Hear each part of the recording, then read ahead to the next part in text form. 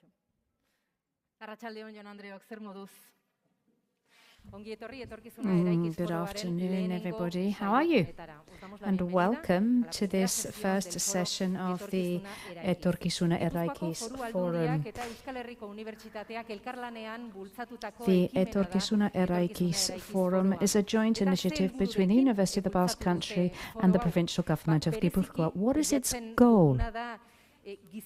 Our goal specifically is to share the challenges that Gipuzkoa faces as a society, the challenges of the future, and reflect upon them.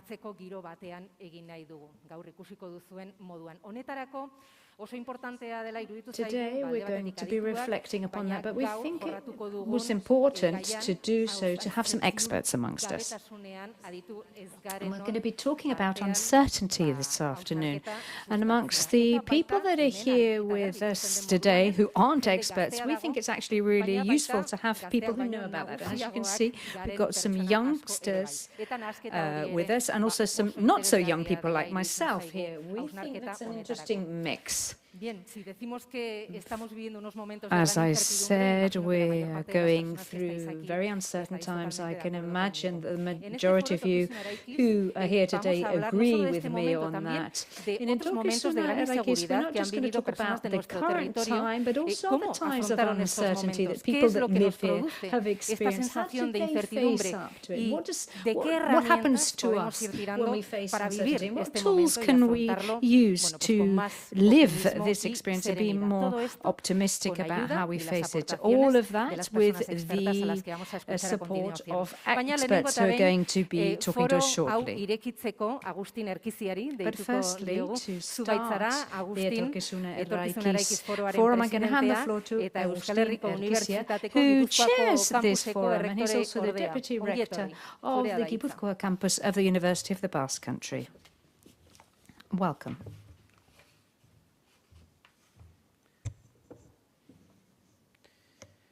Diputatu nagusi jauna,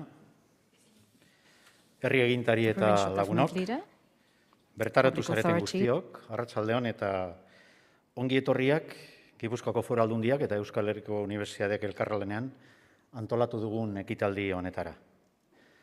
Niretzat ohore handia da gaur zuen aurrean Etorkizuna Eraikiz Foroa aurkeztea duela urtebete inguru diputatu nagusiak guregan jarri zuen konfiantzari neurri batean gaurko ekitaldi honekin erantzuten hasten garelako. Eskerrik asko, Marques. La misión que se nos encomendó en su momento era intentar incorporar el espíritu y la propia filosofía de Etorkizuna Eraikiz en una iniciativa donde estuviera, si cabe, más presente que nunca, la propia ciudadanía.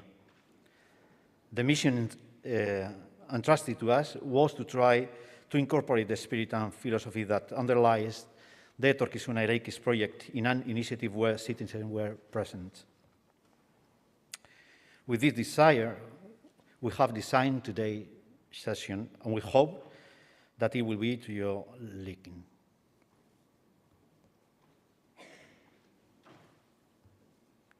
Foroaren helburu nagusia da gaur egungo gizarteak dituen zenbait erronkei buruz era ireki eta partekatu batean hitz egitea. Horretarako, Euskal Herriko Unibertsitateko, Deustoko Unibertsitateko eta Mondragon Unibertsitateko belaunaldi ezberdinetako ikasleak elkartu ditugu eta gaurko saioaren hasieran ikusteko aukera izango duzuen bezala, gai baten inguruan solastu dira. Hau oinarritzat hartuz, nazioarteko adituek euren iritzia emango dute eta ondoren galdera irekiak egiteko aukera eskainiko da. Como pueden ver, la jornada de hoy tiene o está estructurada en torno a 3 piezas concatenadas. La primera, donde una representación diversa del colectivo universitario expresa sus opiniones en torno a un tema. Una segunda, donde especialistas del ámbito internacional participan dando su visión particular sobre la cuestión objeto de reflexión. Y una tercera, de carácter mucho más abierto, donde se interpela directamente a la ciudadanía presente en este recinto. Gaurko saiorako aukeratu den gaia, inoiz baino presentagoa da esango nukenik, ziurgabetasuna da. Eta hainbeste galdera ikurrez betetako etorkizunaren inguruan gaur testigantza oso baliotsuak entzun eta partekatzeko aukera izango dugu. El tema elegido para la sesión de hoy es probablemente uno de los que mayor nivel de consenso y disenso suscita en la ciudadanía, la incertidumbre. La elección de este tema se realizó mucho antes de que sonaran los tambores de guerra en Europa.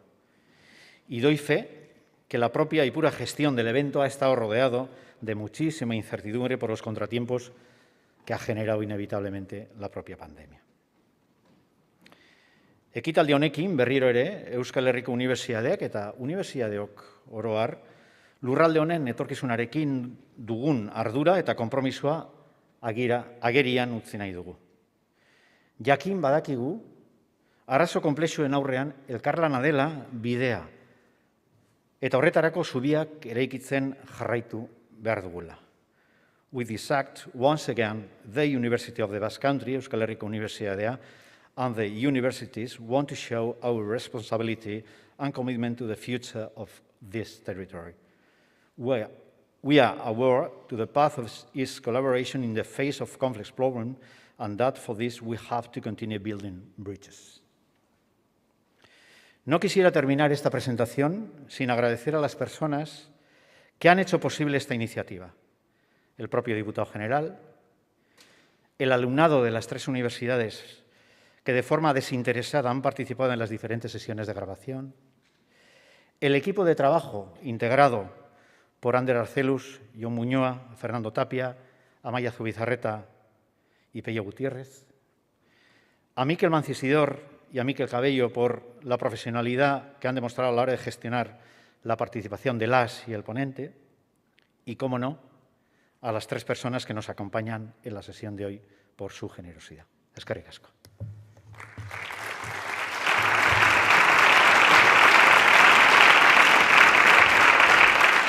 Eskerrik asko baita zuri ere, Agustin Erkizia, Etorkizuna Eraikiz Foroaren lehenengo saioa irekitzeagatik. Bazuk aurreatu diguzun moduan, goazen orain abia puntu moduan bideo bat ikustera.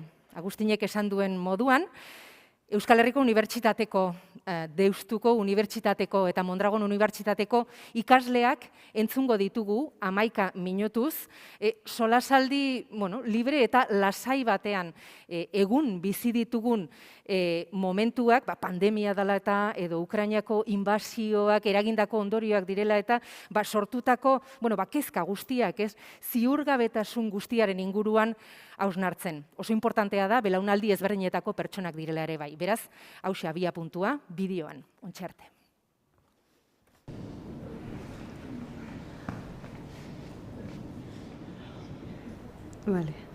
Ikasketak bukatu ostean, ze lan mundura, ze lan mundu inguruan ibiliko gera, ez? ¿Cómo se va a desarrollar la economía? Va a haber dinero, la gente va a poder vivir, la gente va a cobrar la pensión, ¿cómo va a tener todo el mundo trabajo? ¿Se puede haber certidumbre que haya cambios ideológicos que nos permitan salir de este mundo de fakes, de redes sociales avasalladoras, etcétera? Hezkuntza, baloreak, gizarte aktibo bat, gai izango gea, hori dana konpondu alizateko. Zertan aldatu, zein da pieza aldatu behar dena, ez? Pixkat kanbio hau iteko. ¿Podemos hacer algo nosotros, yo como persona? ¿Quién va a dirigir el mundo?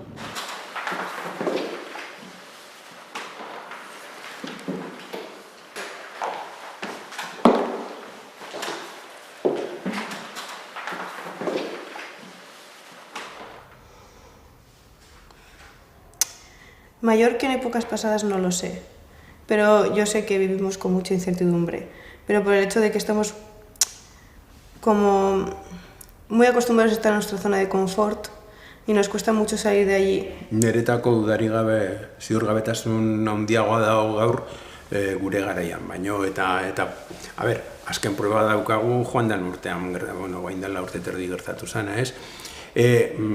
Historian zehar askotan egon dira pandemiak eta baina ez genituen ezagutzen, eta orain tokatu zaigu. Antes la sociedad estaba regida por unas características y teníamos unos administradores de riesgos, ¿no? Que todo eso al final pues diluía un poquito toda la incertidumbre, ¿no? Pero ahora nos hemos visto envueltos en un entorno donde individualmente no podemos controlar todo lo que nos surge. Estamos en un momento, o sea, la política global del mundo, o sea, en manos de quién estamos. Qué poderes, qué hilos, qué cosas se están manejando detrás de... O sea, eso genera incertidumbre, el no saber qué pasa realmente, ¿no? Sí, la incertidumbre es, de alguna forma, es la sensación humana, no máquina, no animal, sino humana, de percepción de que nosotros tenemos un futuro y ese futuro nos causa 3 o 4 sensaciones, miedo, nos causa angustia, nos causa ilusión, nos causa esperanza. Los jóvenes, yo creo que tenéis unas incertidumbres ante cómo va a ser vuestro futuro laboral, cuál va a ser vuestro futuro o vuestro presente económico, de cómo va a ser vuestro futuro erótico sentimental, en el cual tenéis mucho que decir y sois mucho agentes pasivos. Porque por una parte ya nos están transmitiendo de que el trabajo cada vez va a ser más competitivo, de que cada vez hay menos puestos porque se están generando más, la tecnología al final está generando mayor maquinaria y se va a quitar la mano de obra. Todo eso al final, esos mensajes negativos que nos llegan día tras día, por ejemplo, pues si ves el telediario, el paro sube o el desempleo hay tanto. Entonces, claro, a los estudiantes, por ejemplo, nos produce una incertidumbre mortal. Ante los grandes problemas del mundo, yo me veo como si me pusiera con las manos así, o como San Agustín con el agua decía, así frente al chorro de magma que baja del volcán de esto. Tenemos muchísimo más saber, no los individuos, pero sí la sociedad. Hay muchísimo más saber y el saber da poder. Pero ese saber no es frágil, incompleto. ¿No te parece que ese saber no es del todo cierto, del todo... Eske, zientziak ere ez du ez da berengan konfiantzen. Eta ere egia, ez COVID-a gertatu denean, karo, nejarrentzen pentsatzen, eta txerto bat ez zenean, negazionista pila bat, eta naizta estatu askok inbertitu zutela ateratzeko, bakuna ateraute, 8 gadetan nola, tita batean, egia azkar, baina asko inbertitua, eta jo, nei pertsonalki bai ematen zean amorra, jo, ikusten negazionista batzuk, pixkate desconfianza hori. Sí, y yo creo que en ese caso también porque la propia ciencia se ha metido en hechos que tienen una cierta incertidumbre y que son hechos que hay que tomarse, tienen que tomarse las decisiones enseguida, son urgentes y son muy, muy importantes, pero la cosa es que no se ponen en contexto y no se ponen dentro de ese tema, ¿no?, los valores que se necesitan en la sociedad. Nik askotan pentsatzen dut gure gurasoengatik jaso dugun balore zerrenda hori garrantzia ematen geniola eta eta hori nire generazioan kulpa izan ditekela, igual ez dugu jakin transmititzen gure ondorengoei balore horiek. Cómo de alguna forma hemos creado una sociedad con aversión al riesgo, una sociedad de seguros. No sé, yo creo que de alguna forma tenemos que retornar, con lo bueno que tiene esta sociedad, tenemos que retornar al juego de lo impredecible. Claro, la cosa es que no te paralice, que te haga todo lo contrario, que te eche para adelante y que te haga vivir las experiencias de la vida. Yo recalcaría que la incertidumbre hoy en día tiene una clave vital, pero yo creo que a eso le tenemos que dar una vuelta, le tenemos que dar un cambio de actitud ante esa incertidumbre, porque vamos con miedo. La forma de vencer esto es intentar ser crítica, pero a mí lo que quizá me da un poco de... No hay, si todo el mundo, si toda la sociedad está preparada o va a haber gente, grupos que no van a tener las mismas oportunidades de poder ser críticos, de poder... Para eso están las instituciones también.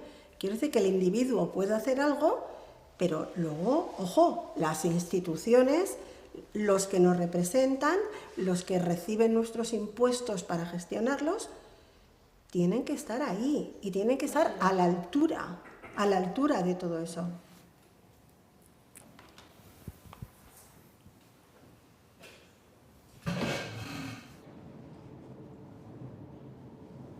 Yo respecto a lo de los valores me he quedado en el vídeo con lo que has dicho, que crees que igual no nos habéis transmitido bien vuestra generación a la nuestra los valores. ¿A qué te referías exactamente? Ez dakit zergatik, baina nik uste dut orokorrean, noski, osea, hau da oso gauza orokorra eta ezin da esan gaurko gazteak eta guk diferenteak geanik, ez, azken batean danak iguala gea. Baina nik uste dut badaudela balore batzuk guretako askoz garrantzitsuagoak zirala edo beste modu baten tratatzen genitunak. Adibidez, konpromisoa, responsabilidadea, horrelako gauzak. Arazo sozial baten aurrian gure generaziokoak ateratzen ginen danak erabat danak batera. Claro, es que creemos que no vamos a poder hacer un cambio en ese sentido, como que nuestras acciones no van a cambiar. Neri asko gustatu zait, zu prosa esan dezu, saber es poder, esan dezu bideoan, eta eske erabat ados nago, eta de hecho ere, zurekin erabat ados nago esaten dezunean, oi ez, zirgabetasuna beti gaur egongoa. Yo creo que ahí la clave está en cómo gestionamos la incertidumbre. Sí, totalmente. Pero es constante cambio, evolución, ¿cómo no va a haber? Pero como decía en el vídeo, yo creo que tenemos esa connotación negativa hacia la incertidumbre. No lo vemos como una oportunidad de mejorar, como una oportunidad de crecer. Lo vemos como algo negativo. Los grandes movimientos autoritarios van a intentar, bajo la excusa del confort, bajo la excusa de la tranquilidad, bajo la excusa del bienestar de los ciudadanos, evitarles su... Y yo creo que la pregunta que nos ha hecho antes, si se puede ir a un mundo sin incertidumbre, no, por Dios. Mantengamos un mundo con incertidumbre, porque un mundo sin incertidumbre es un mundo en el cual el miedo al futuro, el que quiere dar respuestas del futuro, le acusan de mago, de hacer magia, de ser brujo. El que quiere dar respuestas al futuro le acusan de ser revolucionario. Y entonces le coartan y le cortan su futuro, el suyo, personal. Entonces, la incertidumbre, no quiero utilizar la manida palabra de libertad, pero de alguna forma, si somos activos frente al futuro, pues de alguna forma tenemos el derecho a equivocarnos.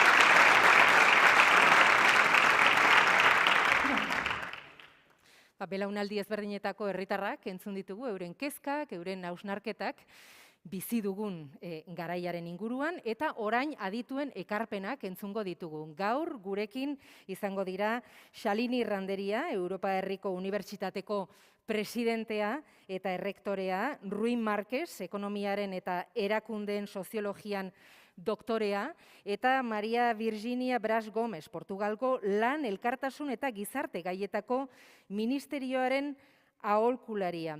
Baina eurei hitza eman aurretik eta aholtzara igotzeko eskatu aurretik, lehenengo eta behin Mikel Mancisidorri eskatuko diogu aholtzara etortzeko, mesedez, zu izan zarelako Etorkizuna Eraikiz Foro honen antolaketan buru belarri. Hola, Mikel, ¿qué tal? Bueno, te voy a presentar tu biografía. Eres profesor de... Labur, Bai, oso labur, en la Universidad de Deusto, adjunct professor en Washington College of Law. Law, American University, y miembro del Comité Desk de la ONU, entre otros muchos cargos.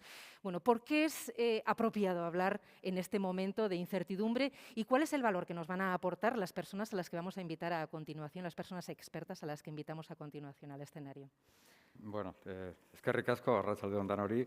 Y hablar sobre incertidumbre después de ver el vídeo es un poco valiente y pretencioso por mi parte, porque la verdad es que es un vídeo de una potencia de contenidos extraordinaria que yo solo lo puedo resumir todo lo que tengo que decir en 2 segundos felicitando a los participantes. Lo digo muy sinceramente. Pero bueno, como tengo todavía 2 minutos y medio, voy a aprovechar para dar también mi propia opinión sobre estas cuestiones, ¿no?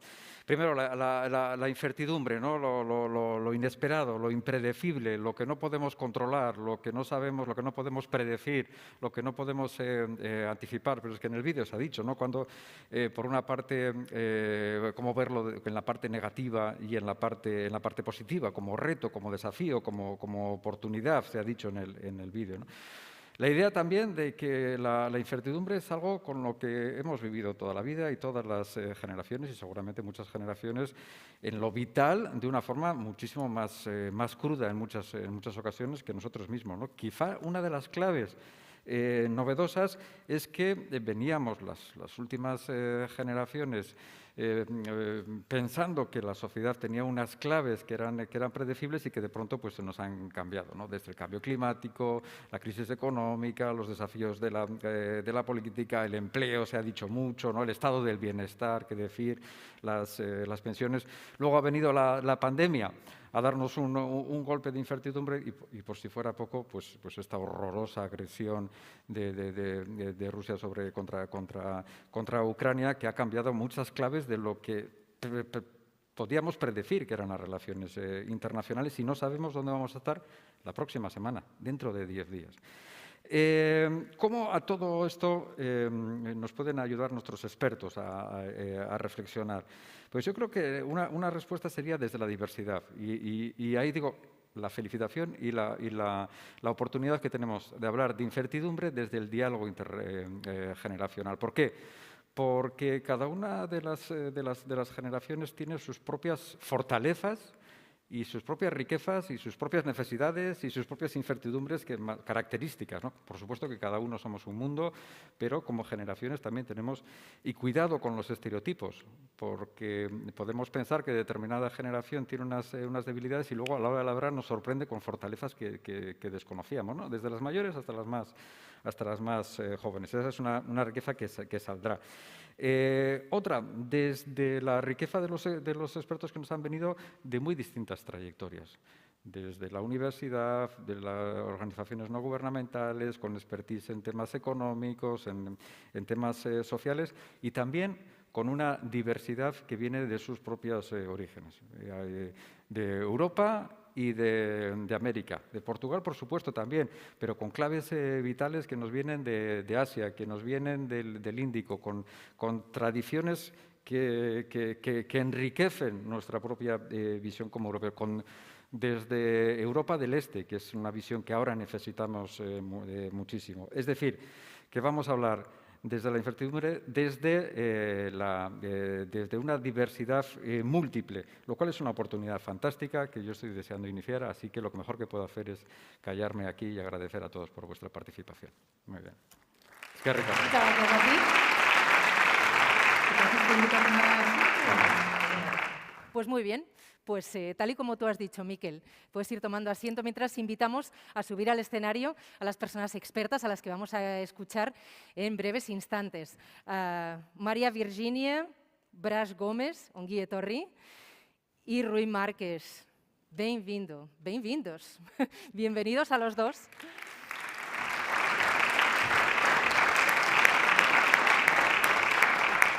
En unos instantes os daremos paso, escucharemos vuestras intervenciones porque ahora You can sit here in the middle. Just take your seat, please. Thank you very much. Yes, aquí mismo.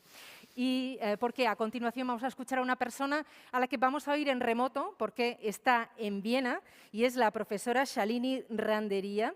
Por cierto, que después de escuchar a las tres personas expertas, os invitamos a que, bueno, mientras las estáis escuchando, esperamos que os hayáis descargado la aplicación Gipuzkoa Events para enviarles las preguntas que se las trasladaremos inmediatamente después de su participación, de su presentación. So now, hello, Professor Shalini Randeria, can you hear me? Good evening from San Sebastián. Hello, Shalini Randeria, Vienna. I can hear you perfectly. Okay, so before I give you the floor, I'm going to introduce you to the audience. Shalini Randeria is president and rector of Central European University. She's American-born Indian, social anthropologist, sociologist. Shalini Randeria has had a distinguished academic career at institutions of higher education across Europe. She was rector of the Institute for Human Sciences in Vienna and professor of social anthropology and sociology at the Graduate Institute of International and Development Studies in Geneva, where she was also director of the Albert Hirschman Center on Democracy. She holds the Excellence Chair at the University of Bremen, where she leads a research group on soft authoritarianisms. So now I give you the floor. You have 15 minutes. We are really looking forward to hearing you. So go ahead. Welcome to Etorkizuna Eraikiz Forum. Thank you so much for the invitation, and I'd like to thank in particular Mikel for making this possible. My apologies at the very outset for not being able to be with you. The uncertainties that created this were two. One, I think we postponed the event because of the pandemic to begin with.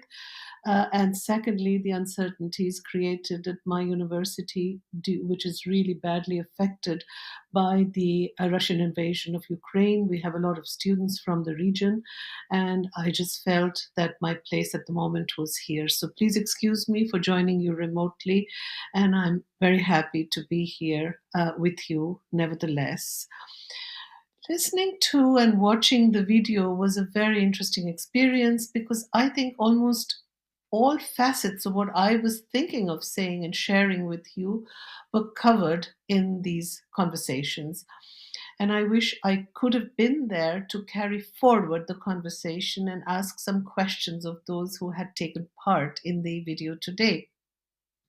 So I'm going to just pick up a few of the points which they made and try and put them before you in the hope that after all three of us have spoken, we can go back to engage with all of you in this conversation.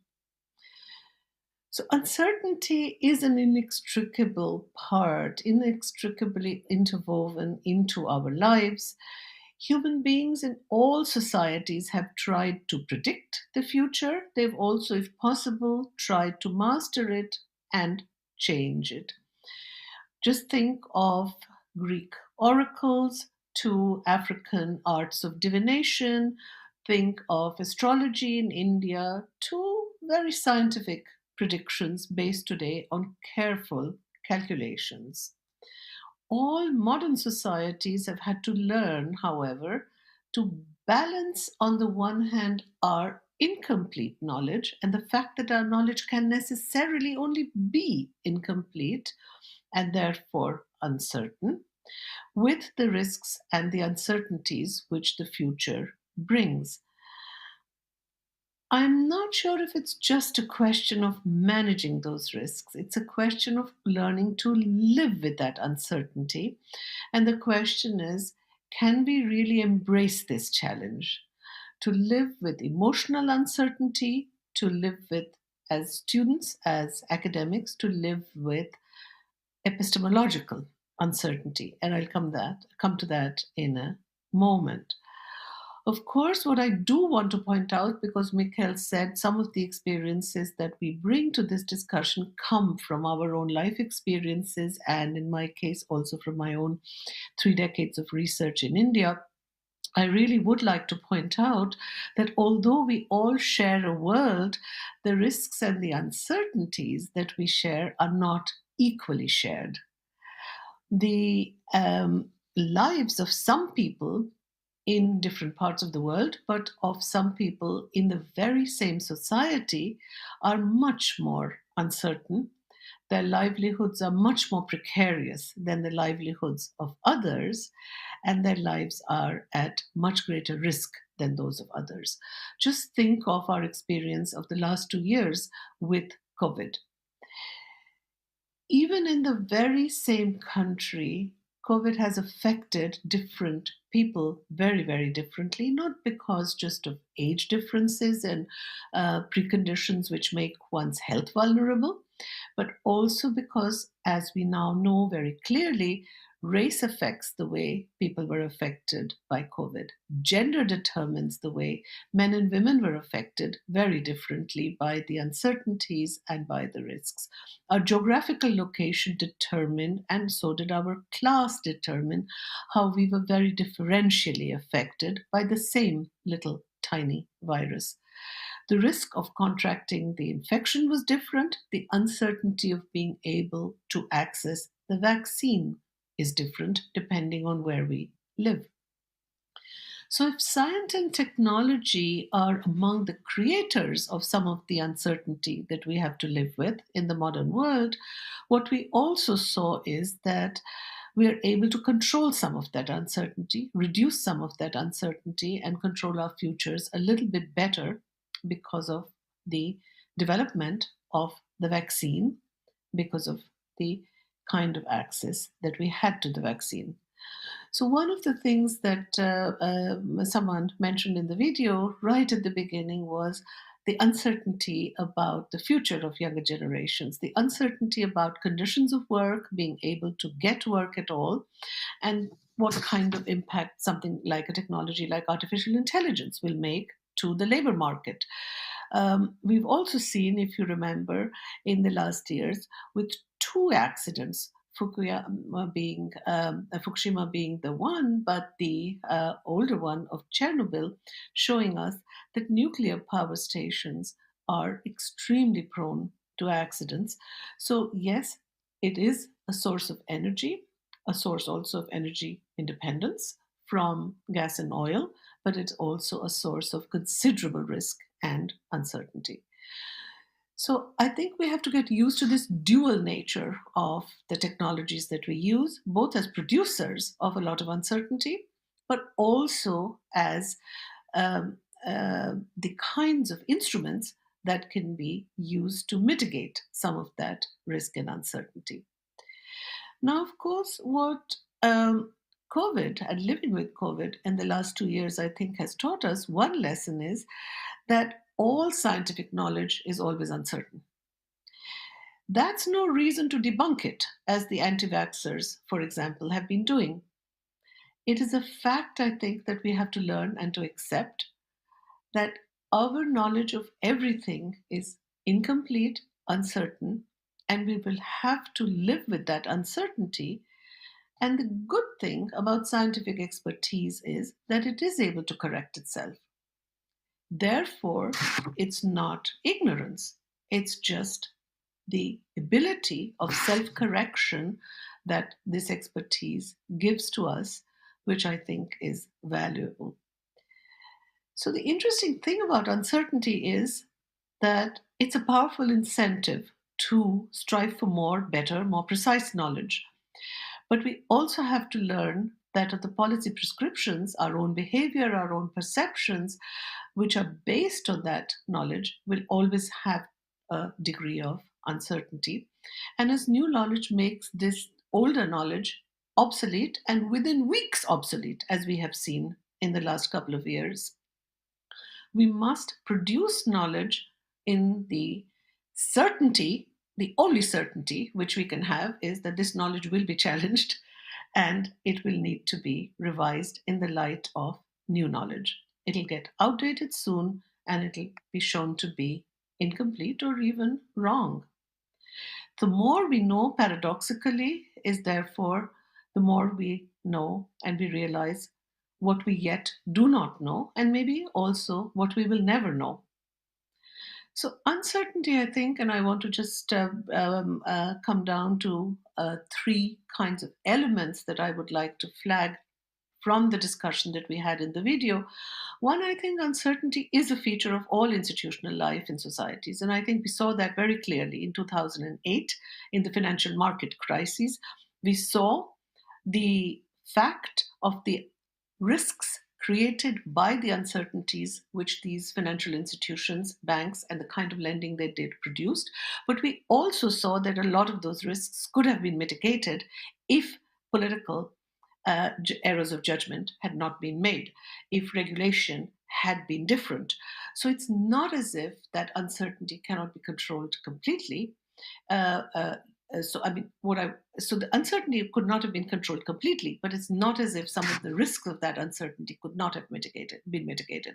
So there were political decisions made, and those decisions were such based on imperfect knowledge, but also based on policy choices which were made, which were wrong. Secondly, uncertainty of life chances. And I think the Ukraine war, the Russian invasion of Ukraine, shows how quickly, in a matter of a day, people's life chances and their entire life trajectories can be changed. War, civil war, forced displacement, we've seen all of that in the 2015 refugee crisis in Europe as well. How stable, normal lives can be disrupted, families uprooted, homes destroyed, and therefore the very uncertainty of the lives of refugees and migrants and Europe's willingness and partly then also unwillingness to take in these migrants, these refugees in 2015, much more generous in the attitudes towards the Ukrainian migrants that we are seeing now. The question is, how long is that generosity, hospitality going to last when the ravages of this war come home to other societies as well? And I think what we forget at the moment is that the war is going to affect countries very far away from us in very many ways, which will produce much greater existential uncertainty. For example, I think food supply chains to Africa will be disrupted in a large measure. I don't know if you've been following the news in Sri Lanka. There is a very severe energy crisis leading to an extremely precarious sense of uncertainty of just being able to carry out a normal life at the moment. And that is because of the war very far away in Ukraine, because of the disruption of supplies. So I think the spatial scale at which this is happening should be kept in mind. It's not always that uncertainty is felt next door. And similarly, I think the timescales are important. And that was interesting for me in this intergenerational conversation that we saw, that some of the uncertainty, and the climate question would be a very good example here, some of the uncertainty that is linked to climate change, the kinds of transformations it will bring, it's difficult to comprehend and it's difficult to experience because the timescale over which it will happen are long, or it will happen first elsewhere, very, very far away on small, tiny Pacific islands in the deltas of Bangladesh, very far from the world which is experienced as our own. And then, in such a situation of uncertainty, what we have seen are the false certainties. Someone mentioned that in the video very nicely, saying the false certainties by right-wing populist parties and leaders who have capitalized, instrumentalized a nostalgia for the past with a sense of false certainty. The powerlessness, the helplessness that so many people feel in the face of this uncertainty then goes to fuel a lot of support for parties which are capitalizing on that. The two facets of that are, I think, one, the backlash against democracy, the rise of what I have called soft authoritarianism and the dismantling of the welfare state. I think they have fueled enormous uncertainty about the future both of liberal democracy and the future of the welfare state. Somebody mentioned conditions of our pensions. For my generation, it's the pensions which are interesting. For the younger generation, it's their life chances and their careers and their work, which is interesting. So let me end by saying, what can we as educators, as academics, as teachers, as people in a university contribute to what Helga Novotny has called in her book, The Cunning of Uncertainty, what she calls the challenge of embracing uncertainty and living with it? I think we need to think together about what kinds of knowledge we could provide, knowledge which will enable our students to cope better with this uncertainty, what kinds of curricula could help them do that, how to prepare our students, to prepare the younger generations to live with emotional uncertainty, to live with geopolitical instability, to live with economic precariousness, but also with epistemological uncertainty, of having to embrace knowledge which is transient, which is incomplete, which can even be contradictory. That is a challenge. And as Arjuna Padurai, my fellow anthropologist from India, has written in a very interesting piece on the future as a cultural artifact, the future is something which we can and we must build together, and we can make the future together around our sense of a shared world, of a shared humanity. That is the only certainty we can have, even if our knowledge is provisional. Thank you very much.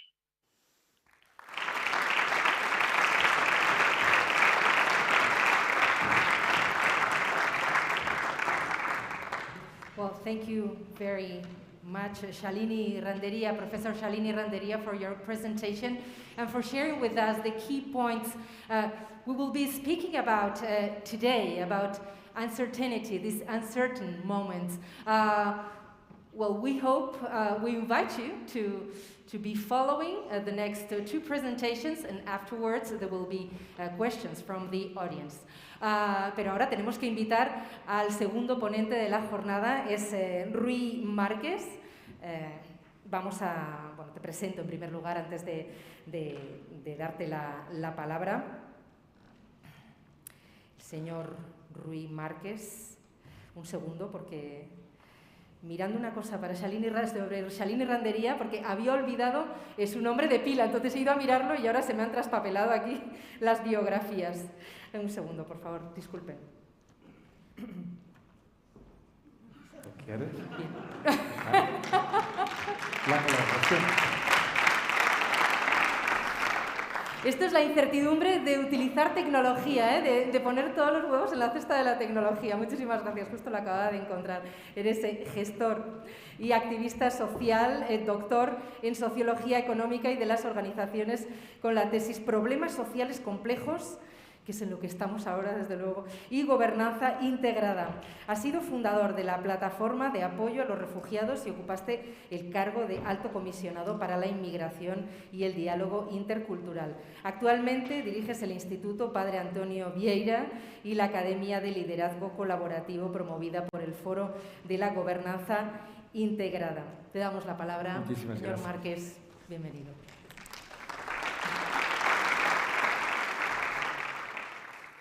Muy buenas tardes, es un gusto estar acá. Perdona que no hablo euskera, intentaré hablar un poquito de castellano como lo hacen los portugueses con lo portuñol, ¿no? Lo agradezco muchísimo la invitación para estar con ustedes en este momento tan importante, tan significativo. Un saludo muy especial también a los compañeros que están conmigo en esta sesión. Y bien, también un saludo y las felicitaciones a todo el grupo que ha preparado y participado en el vídeo, que es magnífico y muy inspirador. Lo podríamos solo hacer nuestra sesión dialogando en torno del vídeo y de las sugerencias que ustedes de una forma muy, muy interesante lo compartieron con nosotros.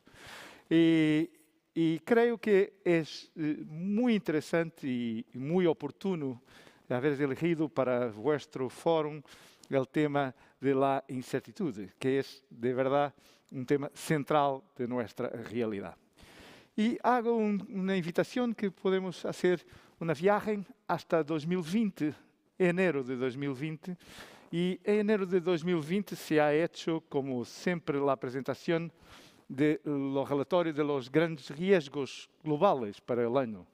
El World Economic Forum en Davos se reúne todos los grandes expertos y hacen las previsiones cuáles son los riesgos para el año que viene. Y 2020 se ha hecho esta presentación. Nos vamos a mirar el vídeo que presenta los cinco principales riesgos para 2020. Vamos a mirar el vídeo.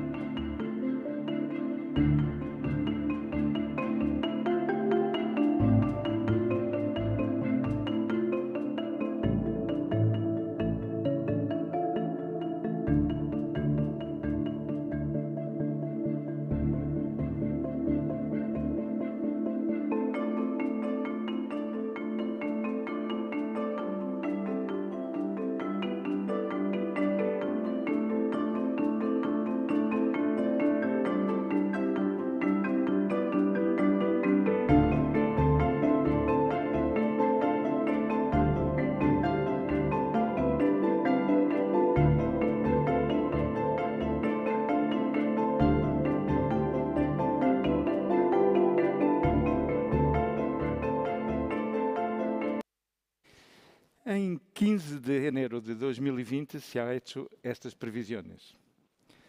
Lo creo que se han olvidado de algo. En enero de 2020, nadie de los grandes expertos del mundo lo ha hecho la previsión de una cosa que se llama COVID. Isso é muito curioso quando miramos o mapa de los riesgos e lo podemos mirar que al canto una cosita muy pequeñita que lo llamaba doenças infecciosas, nadie lo ha dado importancia. Y todavía, en finales de diciembre de 2019, ya habían los primeros casos de COVID en China.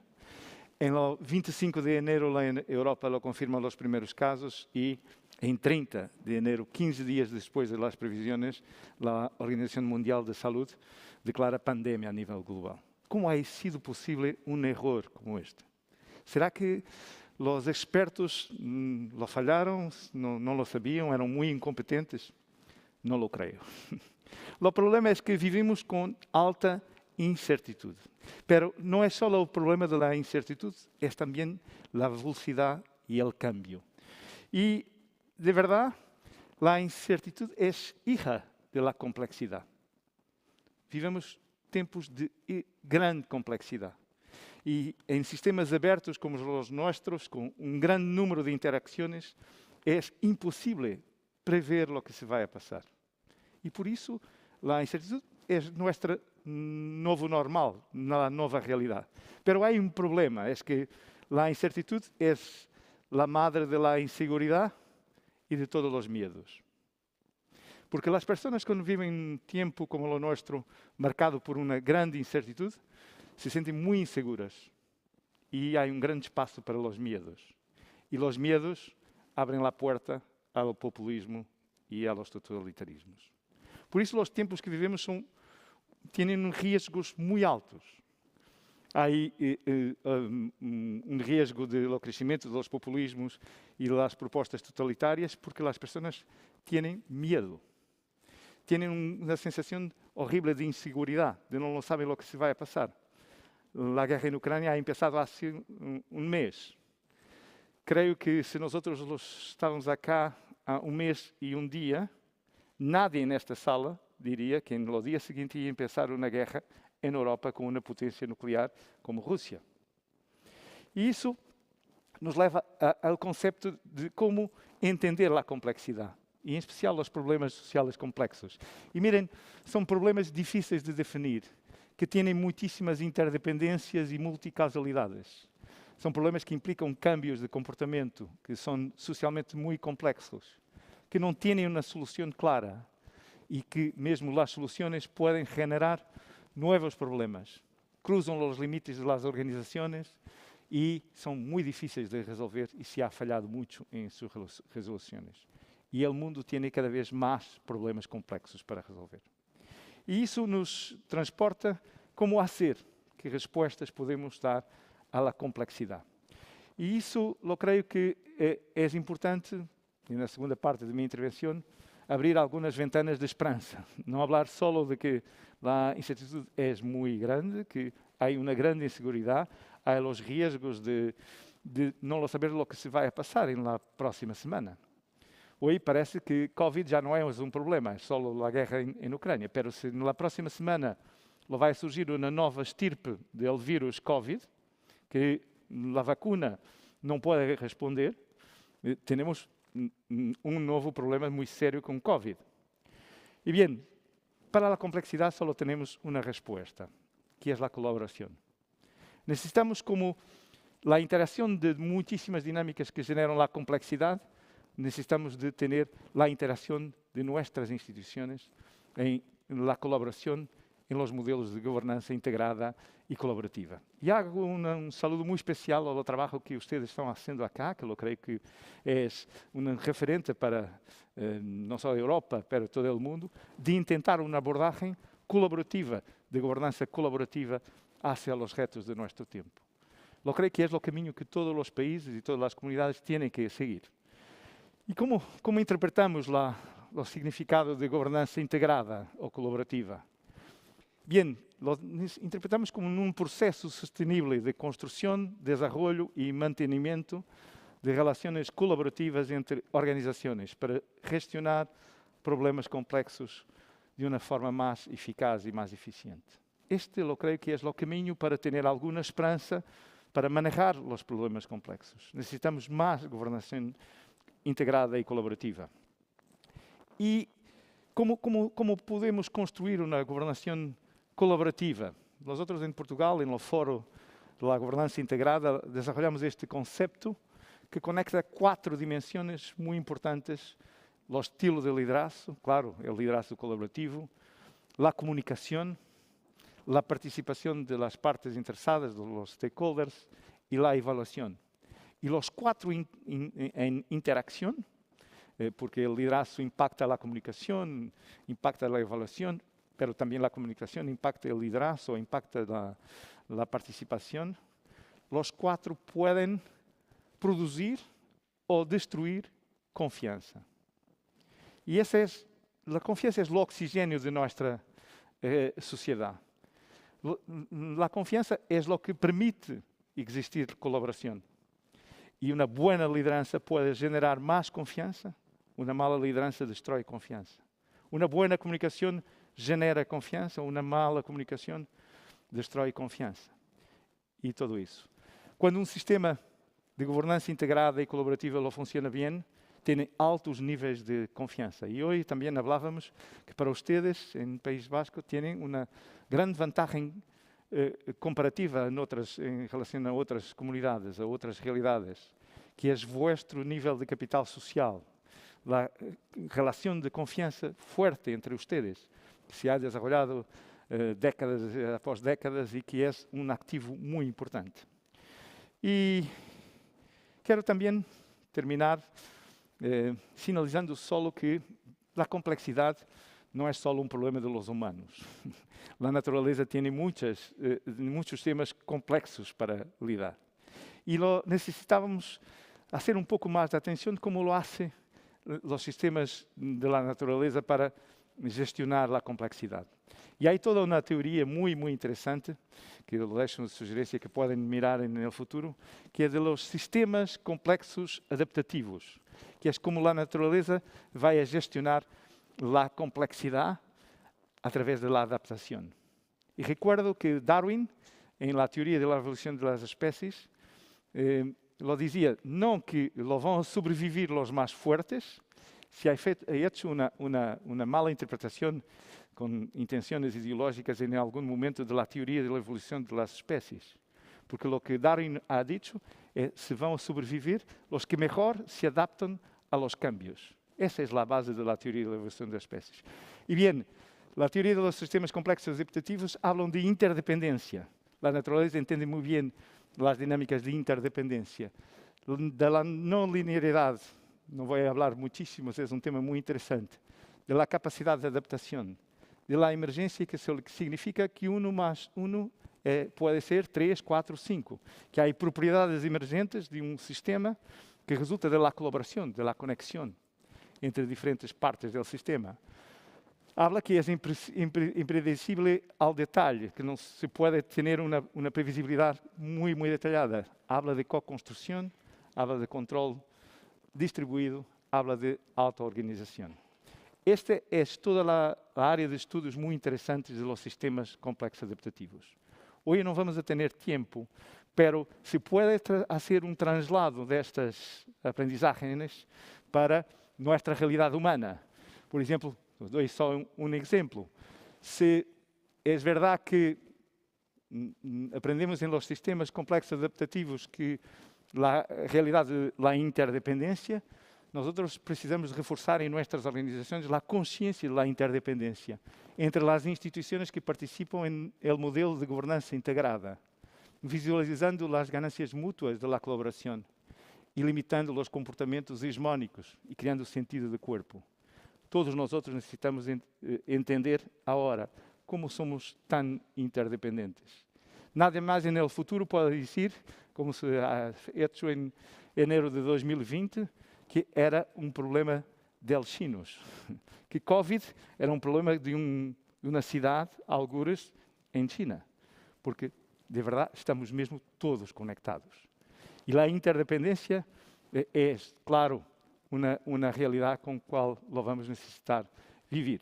Por eso, termino, felicitando por vuestro trabajo que están haciendo acá para una gobernanza colaborativa más fuerte, reforzar que necesitamos aprender a vivir con la incertidumbre y estar preparados para cambiar nuestra forma de funcionar, siendo más flexibles, más adaptables, más rápidos y siempre, nunca olvidando la capacidad de trabajar juntos, de colaborar. En Portugal, ya hemos tenido algunas experiencias muy exitosas en el tema de la pandemia. En la salud se ha hecho muy bien y la educación también. ¿Por qué? Porque ha habido un cambio esencial. Se ha aprendido con los sistemas complejos adaptativos. Se ha hecho la decisión de dar más libertad a las diferentes unidades para que se puedan adaptar más fácilmente a los retos, por ejemplo, los hospitales, cómo se organizan para los doentes que tienen, para contratar los recursos que necesitan, para se organizarem de la mejor forma. Pero isso necessita um cambio de mentalidade, pero para mim é muito claro, ou colaboramos ou não temos futuro. Muitíssimas gracias.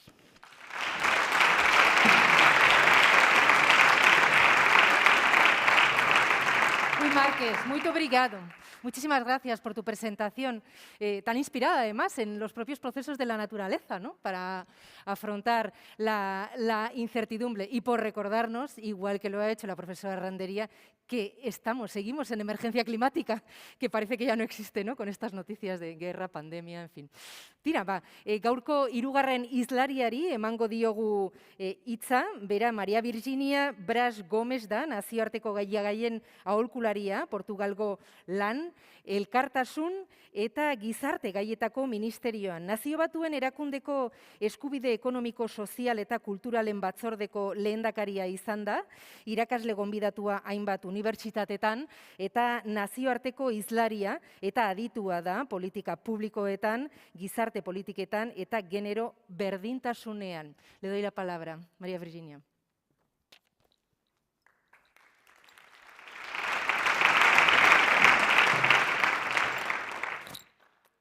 Thank you very much for that introduction. What a pleasure it is to be here to participate in this Etorkizuna Eraikiz and the Forum on Uncertainty, two concepts that have an interesting connection.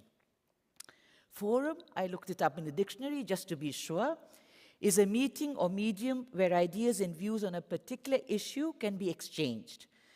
Right from ancient civilizations, it is characterized as a multi-purpose public gathering place. Probably there could be no better space to question ourselves about uncertainty, a feeling of apprehension that is deeply personal, but can also be a driver that pushes us out of our comfort zone in search of explanations and reassurances, and provide the space for collective creative energy, growth, and development. I watched the video, a very interesting video, a number of times, and I was privileged to have a little time to have a conversation with some of the actors in the video this evening, which I enjoyed greatly. And some of the uncertainties that surfaced in the conversation took me back to my own growing up pains and expectations and anxieties. They are certainly different because they are the consequence of a changing personal and collective environment, but all generations have their own uncertainties and have to deal with their own uncertainties in building the future they wanted. And I will gladly engage further in this conversation with all of you.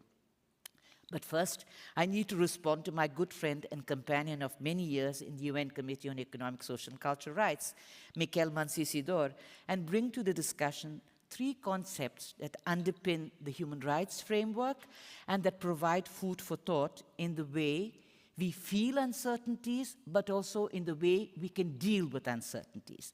And these three concepts are the concepts of non-discrimination, of gender inequality as an example of other inequalities, and of cultural diversity. In the context of discrimination, let me begin with a question. I don't think anyone has never, all of us have at some time or the other felt discriminated. What were our reactions? We were sad, we were depressed, we were angry. Did we consider doing anything to fight against discrimination? Probably yes to all of these questions. But the concept of discrimination has evolved over time, and so have individual and collective perceptions of what it means to be discriminated.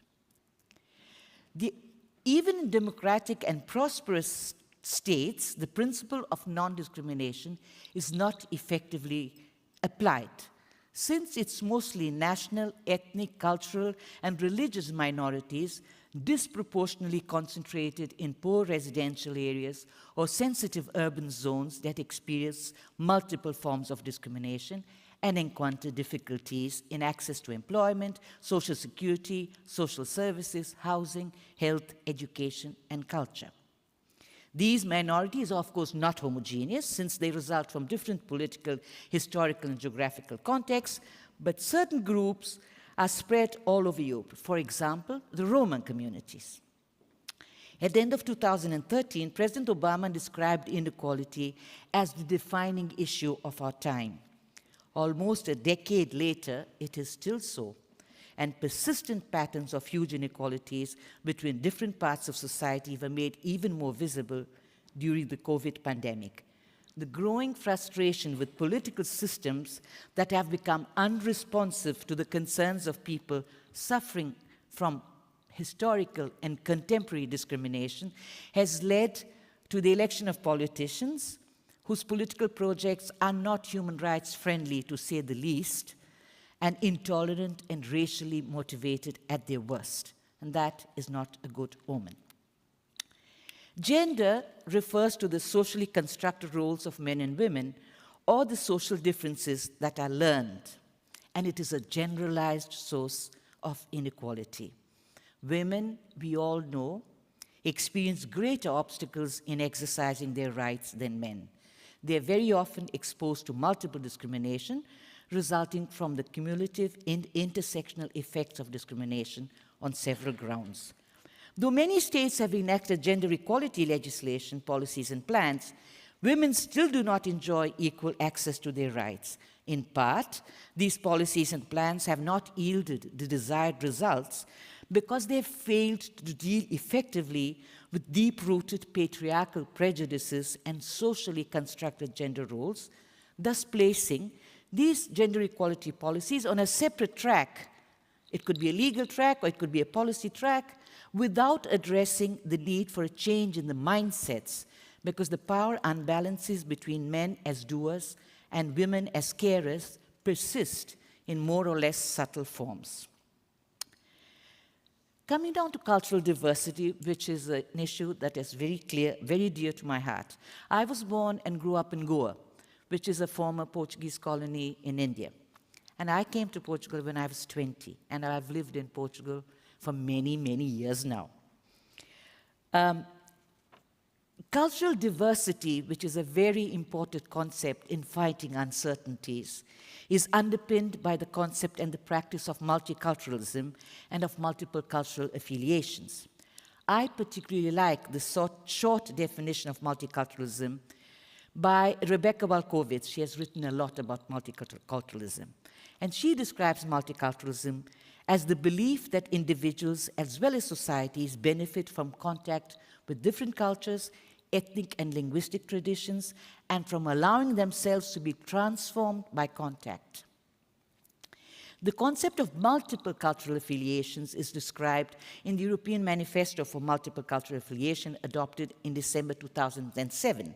And it is described as the product of an ongoing historical process of voluntary or forced migration, both within Europe and between Europe and the rest of the world. It means accepting others and helping to forge new social ties, and implies that people should have the material conditions they need to have access to culture and benefit from it. The manifesto further states that mutual openness and sharing are twin aspects of multiple cultural affiliation, and that both are rules of coexistence applying to individuals and groups who are free to practice their cultures, subject only to respect for others. Or, as recognized in the Universal Declaration of Human Rights, everyone has the right freely to participate in the cultural life of the community. Two building blocks emerge from this right: its universal dimension, the right of everyone on an individual or collective basis, and the notion of participating in cultural life, which entails not only access to the culture of the majority, but also production and enjoyment of the cultures of specific groups that may or may not be characterized by an ethnic belonging. I benefit from my own life experience. Like I said, I was born in India. And in my experience, this understanding of cultures and cultural diversity by second and third generation migrants provides them with the opportunity to fight uncertainties, to choose the individual cultural traits they feel better reflect their identity, the culture of origin of their forefathers, and other affiliations.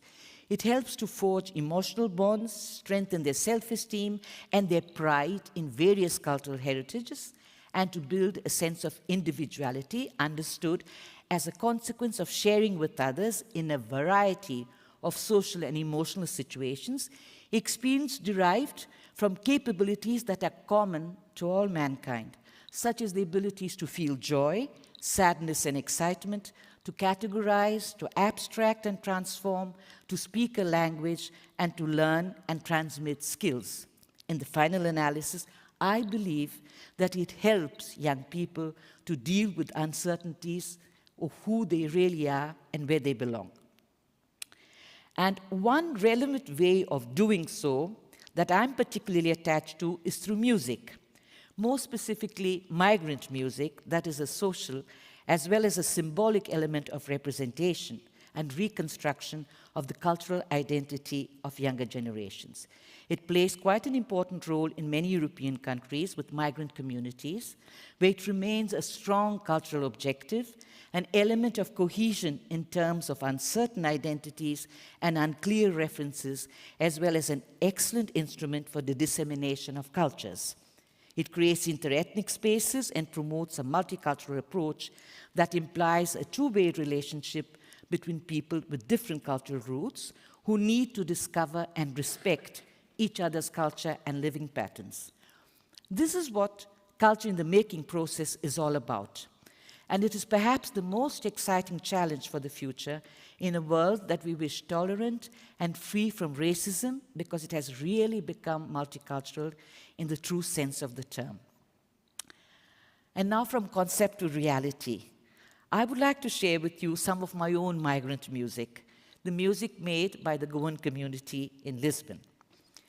And my final message is to the young people who were in the video and all the young people present in this room.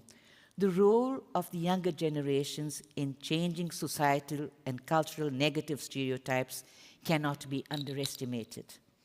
Young people are among those most likely to think that cultural diversity is an asset to the country's economic, social, and cultural life. Generally, young people are generous and creative.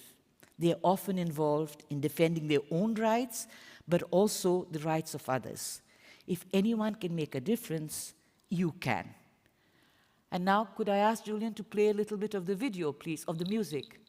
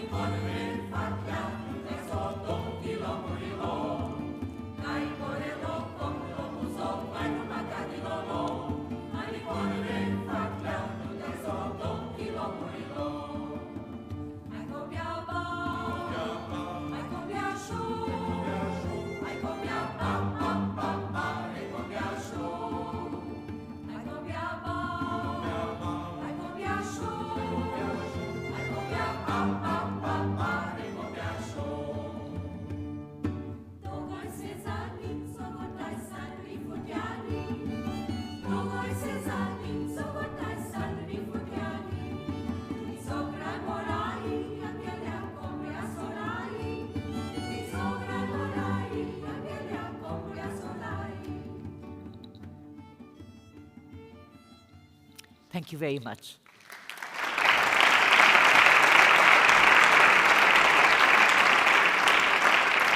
Well, thank you. Thanks to you, Maria Virginia Bras-Gomes, for your presentation.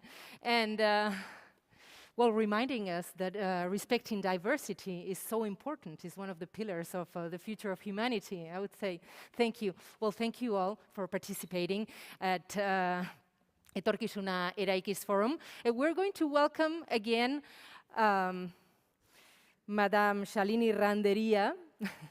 Hello, Shalini, can you hear us?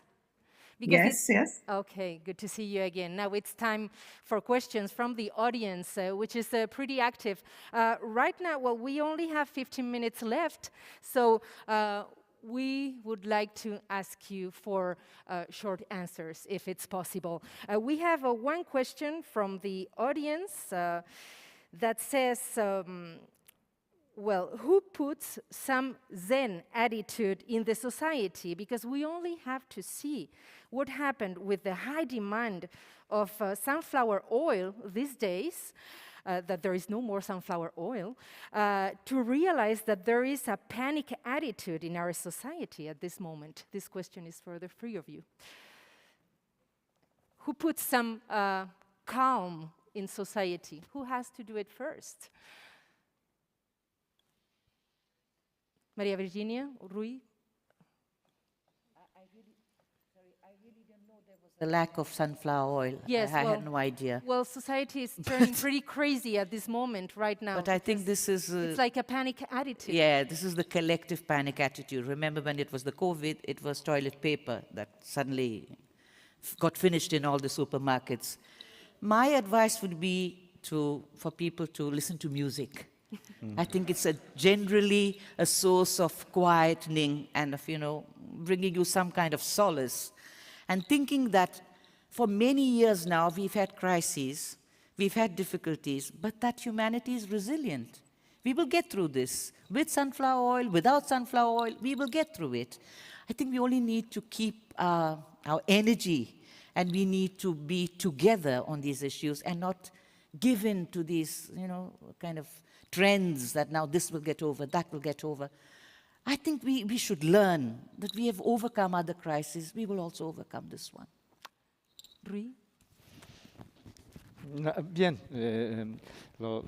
Virginia ha dicho muy bien, pero lo creo que es muy difícil pedir a las personas que puedan tener una actitud muy calma en este momento, con toda la presión que tenemos en la guerra y todos los riesgos que tenemos en las próximas semanas. ¿Nadie puede hacer nada, entonces? Sí, puede, pero lo sabemos también que la coherencia de los sentimientos es una cosa buena. Los estrés y las personas quedarem preocupadas no es malo, si hay una razón de estrés y una razón de preocupación. No lo podemos tener una actitud zen cuando hay un riesgo de un colapso nuclear, biológico, químico en Europa. Pero, como Virginia lo ha dicho muy bien, buscar razones de nuestra esperanza. Y en nuestra historia lo hemos vivido muchísimas crisis, muchísimas dificultades, y la resiliencia es una palabra, creo, fuerte para esta altura, que es la capacidad de adaptación positiva a las adversidades. Shalini Randeria, would you like to add something?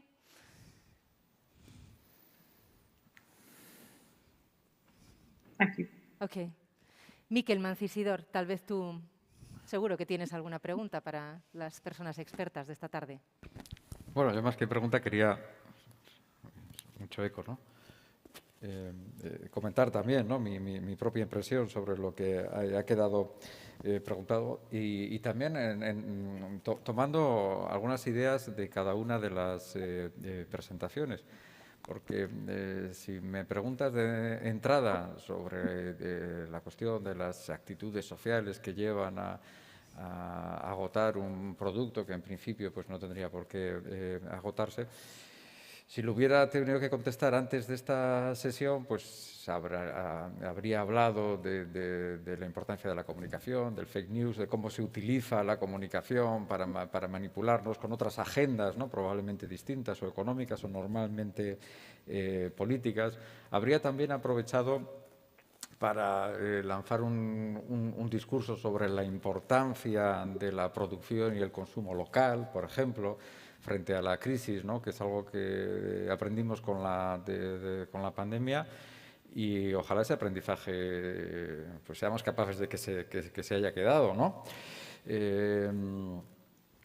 Pero fíjate que de cada una de las tres intervenciones hay pistas que me enriquecen esa respuesta con cosas que no tenía. Una de la profesora Randeria, cuando nos ha hablado de la dimensión temporal o de la escala temporal, no sé cuál ha sido la expresión que ha utilizado, ¿no? Pero como esas reacciones son inmediatas, ¿no? Uno ve en un informativo que hay un supermercado, vete a saber dónde, en el otro extremo del país, y de pronto va a su supermercado, baja a correr, ¿no?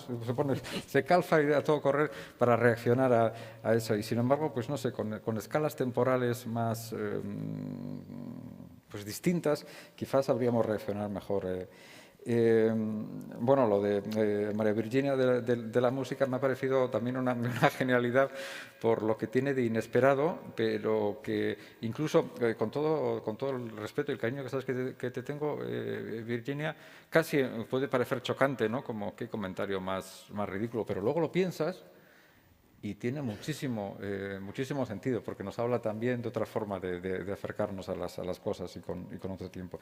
Y por último, con lo que nos ha comentado el profesor Rui, que tiene que ver con cómo reaccionamos colaborativamente o todo lo contrario, ¿no? Para hacernos daño como sociedad.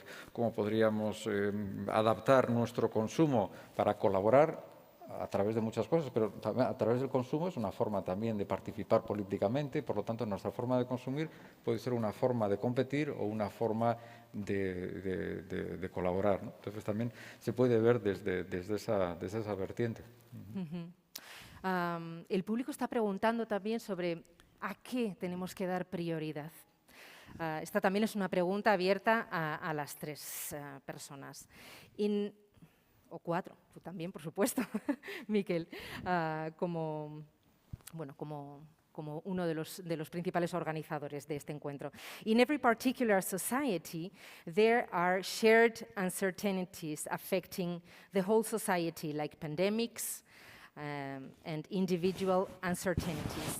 For instance, related to inequalities, which one impacts the most and should be the priority of public action? Maybe Professor Randeria would like to hear you. What should be? I'm an anthropologist, so I would say to you which should be a priority for public action depends on which society at which point of time. I don't think this is a question which can be answered without context. So if I were to ask this question, what should be priority at the moment in Ukraine, the answer would be very different from what should be the priority at the moment in South Africa or in Sri Lanka. So I think we really have to understand the context in order to know what should be the priorities.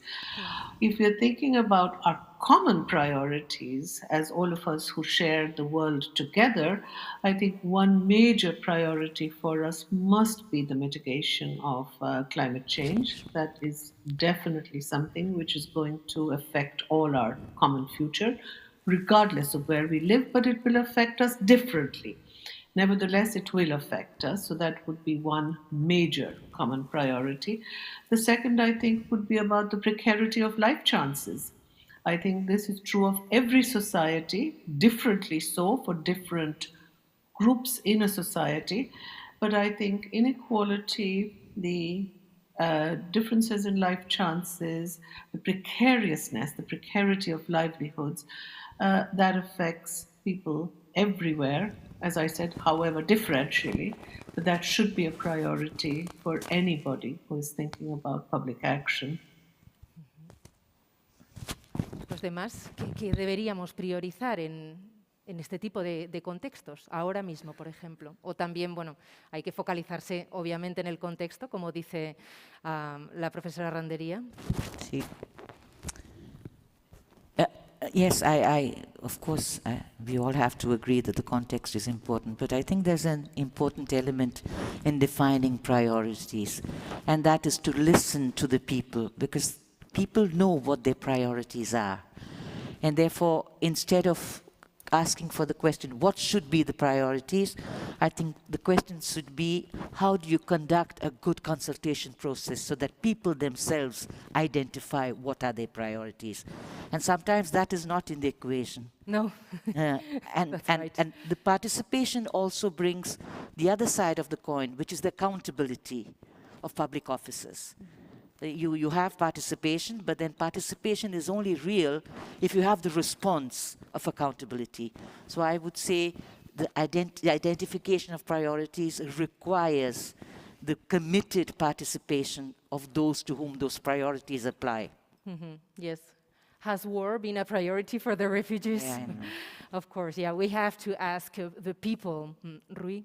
Sí, creo que es muy difícil, claro que la realidad es muy diferente en diferentes partes del mundo, pero para mí es muy claro que el tema de la paz es una condición para que todos los otros se puedan abordar, y por eso lo creo que la prioridad ahora es la paz. Y hablo de paz hablando de construir puentes, en un tiempo que se están destruyendo todas las puentes, o puentes muy importantes para tener paz, quedar juntos, better together, para manejar toda esta complejidad muy grande de una situación de conflicto, y también desarrollar, y lo creo que puede ser una respuesta para diferentes temas, como prioridad una ética del cuidado, cuidar del planeta, claro, cuidar de nuestras comunidades, de los otros, y cuidar de nosotros mismos. Lo creo que pueden ser prioridades muy importantes para este tiempo. Mikel. Sí, en la misma línea, más que hacer una jerarquía, ¿no?, de prioridades de 1 a la 10, Yo creo que se trataría también de identificar cuáles son los elementos comunes que podemos trabajar, que pueden responder a varios retos, ¿no? Porque si el reto del cambio climático nos obligara a hacer una cosa y el reto de la pandemia nos obligara a hacer la contraria, pues tendríamos un problema gigantesco. Pero si resulta que las distintas crisis nos están dando orientaciones que razonablemente pueden coincidir, pues entonces la cosa se hace más manejable, ¿no? El ejemplo que hemos puesto antes, si tanto el cambio climático como la pandemia nos ha hablado de consumo local, pues ya tenemos alguna pista, o si nos habla de una forma de transformar nuestro consumo en otra cosa distinta, no tan materialista. Pero si, por ejemplo, también en los retos de la democracia podemos entender lo que está pasando en Ucrania, claro, con nuestro desafío en Ucrania, ¿qué nos estamos jugando? Nos estamos jugando un modelo de democracia, de respeto a los derechos humanos, de respeto a los principios de la Carta de las Naciones Unidas, por lo tanto, también son principios que nos sirven para otras crisis, la del cambio climático, por ejemplo, ¿no?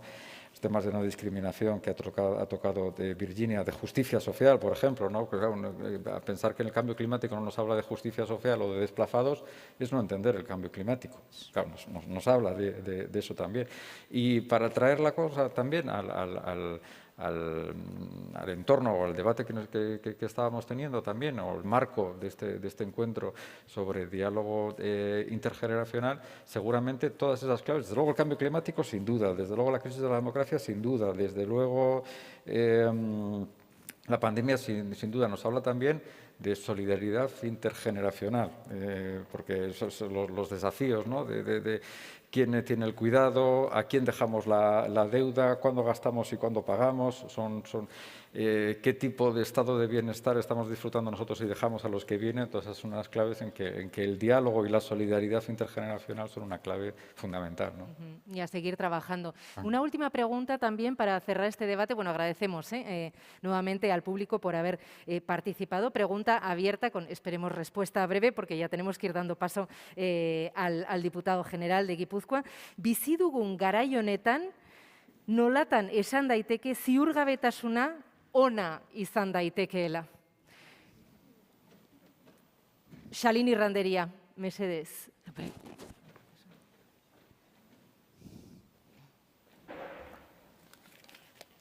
I don't think it's about value judgment on whether uncertainty is good or bad. Uncertainty is there.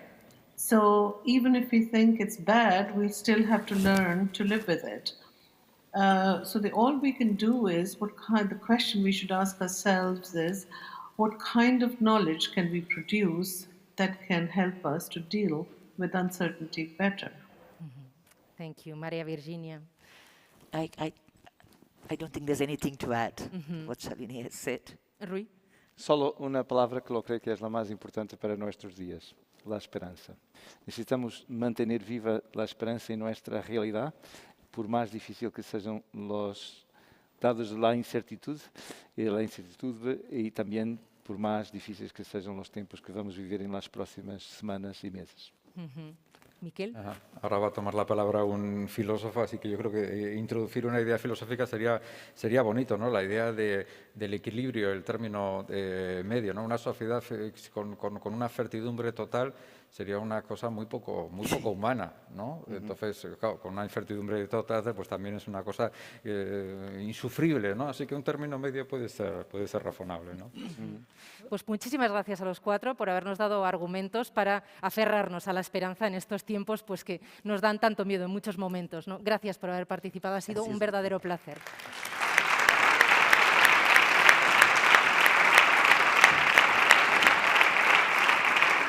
Les invitamos a volver a vuestros asientos. Thank you very much to you, Shalini Randeria. Now we're going to give the floor to the president of the government of Gipuzkoa, this Basque province where we are, and which capital is San Sebastian. Beraz, orain, Etorkizuna Eraikiz Foro hau, lehenengo foroa, ze maiatzean bigarren bat izango da, eta udaren ostean hirugarren bat, baina lehenengo saio hau ixteko, Markel Olanori hitza emango diogu. Bera da, Gipuzkoako diputatu nagusia, zurea da hitza, Olano jauna? Eta honen bestez nik eskerrak emango dizkizuet, ze ez dut berriz ere holtza honetan hitz egingo. Mila esker eta agur.